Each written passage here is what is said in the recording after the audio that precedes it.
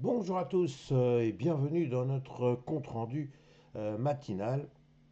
Alors aujourd'hui, les Américains vont revenir puisqu'ils étaient en congé hier pour la fête du travail. Donc j'ai envie de dire la semaine va véritablement commencer et hier c'était un peu la roue libre sur les marchés européen et donc nous allons débarrer notre commentaire avec notre CAC 40, le voici, le voilà. Alors j'ai titré tétanisé. Pourquoi tétanisé? Eh bien tout simplement parce que le CAC 40 n'a progressé que de 0,05%. Il est à 7707,90, me direz-vous. Il est au moins sur la barre des 7700 points, mais ce n'est pas véritablement celle-ci qui est importante. C'est beaucoup plus, et nous en avons déjà parlé, celle des 7800 points qui pour l'instant est une petite résistance. Et nous avons dit hier ce que nous allons répéter aujourd'hui, à savoir que sans réintégration des 7800 points, il convient à tout le moins de rester très prudent et d'éviter de prendre des positions à l'achat qui s'avéraient extrêmement hasardeuses. Alors, je ne veux pas revenir très longtemps sur la situation politique de la France.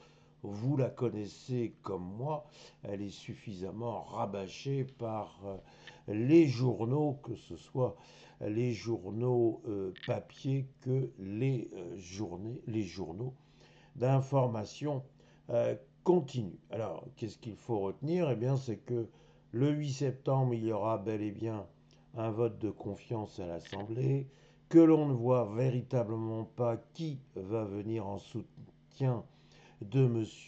Bayrou, à part son propre clan, et c'est même pas tout à fait sûr. Quant aux républicains, certes, sur la façade, il y a une volonté de ne pas provoquer de chaos. Enfin, il n'est pas du tout certain qu'il y ait une véritable unité des républicains. Bref, le Premier ministre est incontestablement dans la difficulté et il est aussi incontestable que nécessairement il le sait et que sans doute tout ceci a été savamment étudié. Alors, ce qu'il faut retenir de tout ça, c'est que nous allons vers une incertitude et que qui dit incertitude dit marché perplexe, dit marché qui montre généralement une forme de mauvaise humeur, parce que bref, quand il n'y a plus de sérénité, eh bien ce n'est pas très pratique de s'engager sur un chemin haussier. Alors nous en sommes là. Nous allons guetter notre CAC 40 et savoir si il veut bien ou non réintégrer les 7800 points. Encore une fois, ma modeste opinion est que tant qu'on n'a pas débordé les 7800 points, eh bien on reste sur la touche. Voilà ce qu'il fallait retenir pour le CAC 40. Je me précipite sur le SP 500.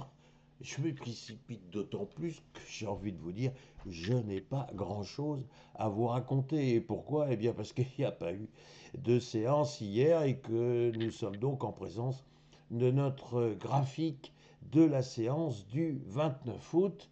Et j'ai dit hier, je vais me répéter un tout petit peu, j'ai dit hier qu'après l'élaboration d'un énième record historique à 6508,23, le S&P 500 a été pris d'un léger remords, ce qui fait qu'il s'est installé un peu en deçà de ces fameuses 6500 points. Alors, est-ce qu'encore une fois, il fallait considérer que là, il y a une volonté de revenir un peu en arrière, de marquer ce que l'on appelle une pause, ou au contraire, faut-il y voir simplement un tout petit recul devant l'obstacle et une volonté d'aller beaucoup plus haut.